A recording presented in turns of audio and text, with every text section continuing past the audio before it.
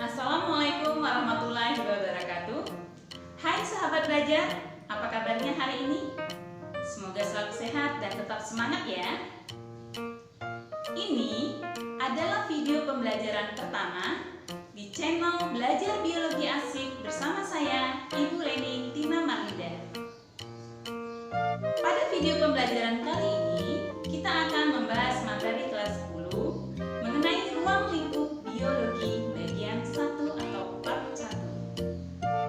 Pada video kali ini, kita akan membahas materi mengenai hakikat ilmu biologi dan objek kajian biologi.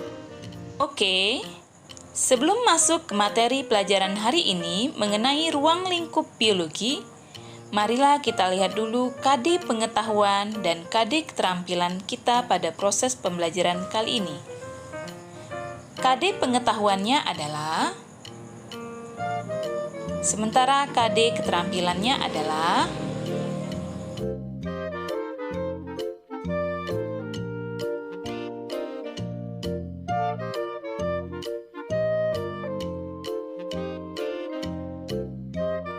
kita masuk ke materi kita yang pertama, yaitu karakteristik ilmu biologi.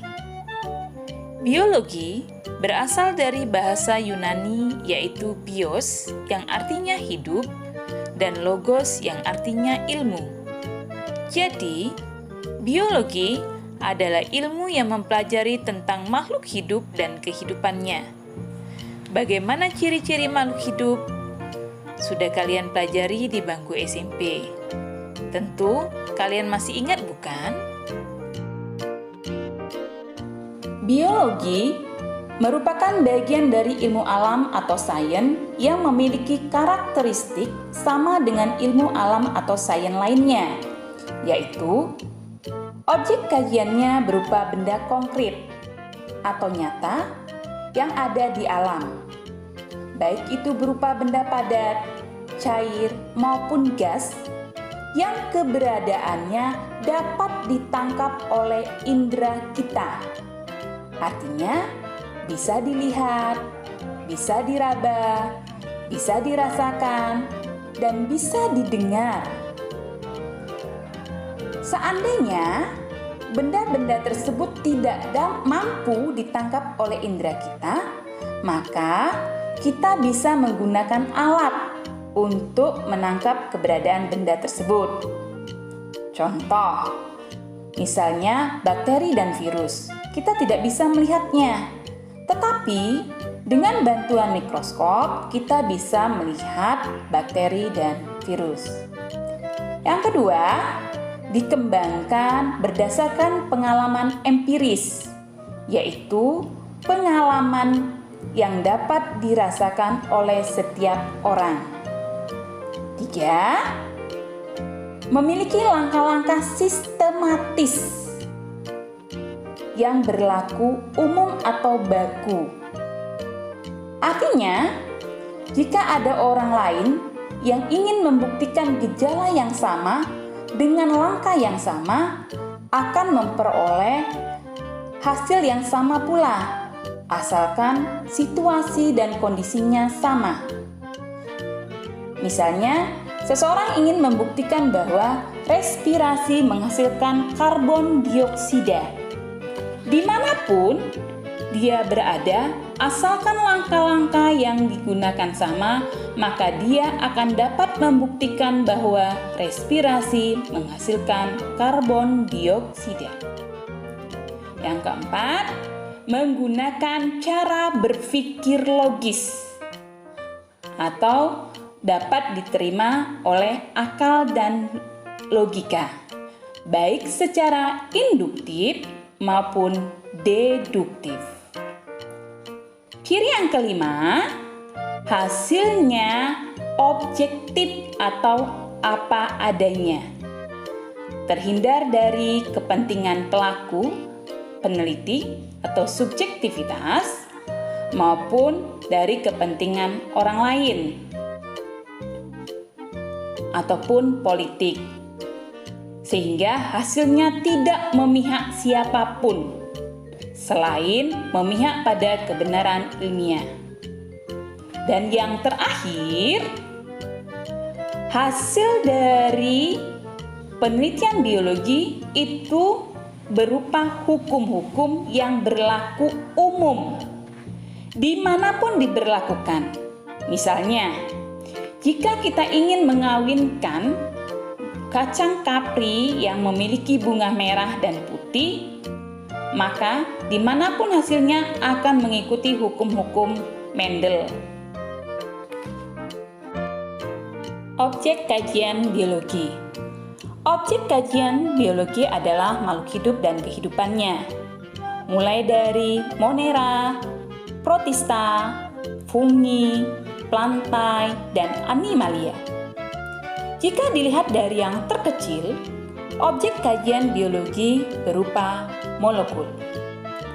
Menurut Campbell, molekul adalah partikel-partikel penyusun tubuh organisme yang dibangun oleh atom-atom. Pada tingkatan ini, kita akan belajar mengenai DNA, RNA, asam amino, dan sebagainya. Kumpulan dari berbagai molekul akan membentuk sel. Sel merupakan unit struktural dan fungsional terkecil dari makhluk hidup. Pada sel sudah menunjukkan gejala dan fungsi-fungsi kehidupan. Bahkan, ada organisme yang hanya terdiri dari satu sel, contohnya bakteri. Kumpulan dari sel yang memiliki bentuk dan fungsi yang sama akan membentuk jaringan. Contohnya, jaringan otot, jaringan darah, jaringan epitel, dan sebagainya.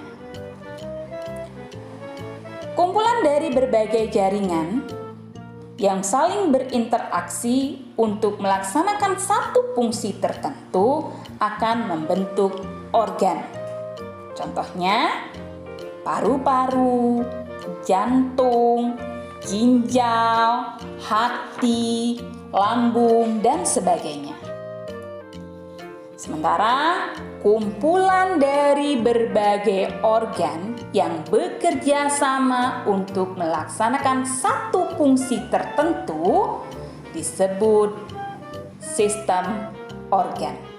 Contohnya, sistem pencernaan, sistem respirasi, sistem ekskresi, sistem reproduksi, dan sebagainya.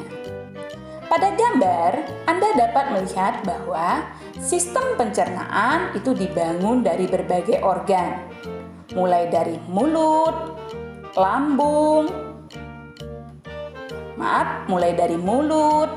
kerongkongan, lambung, usus halus, usus besar, rektum, dan anus, serta dibantu oleh hati dan pankreas.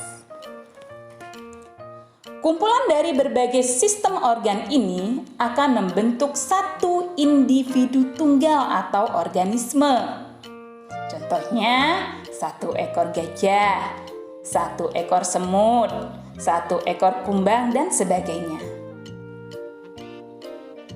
Sekumpulan individu sejenis yang mendiami suatu wilayah tertentu pada waktu tertentu disebut dengan populasi. Sementara kumpulan dari berbagai populasi yang mendiami suatu wilayah tertentu akan membentuk suatu komunitas. Jadi dalam suatu komunitas itu terdapat berbagai populasi. Oh, ada populasi semut, ada populasi gajah, ada populasi kelinci, ada populasi tumbuhan yang ada di sana. Sementara interaksi dari berbagai populasi, baik dengan lingkungan biotik maupun abiotiknya, itu disebut dengan ekosistem.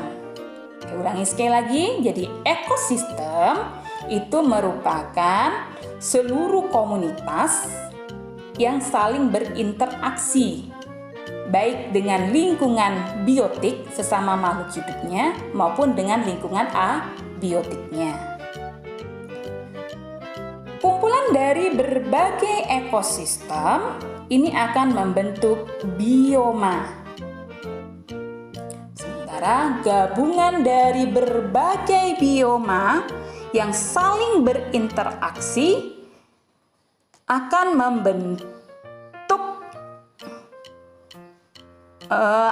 membentuk lapisan makhluk hidup di bumi yang disebut dengan biosfer. Jadi, biosfer adalah interaksi antar bioma di permukaan bumi.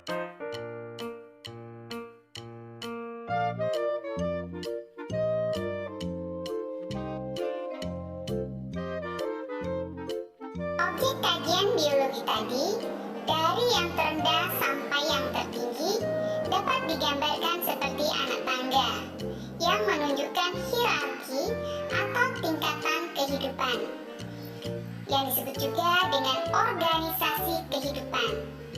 Dimulai dari molekul, sel, jaringan, organ, sistem organ, individu atau organisme, populasi, komunitas, ekosistem, bioma, dan biosfer.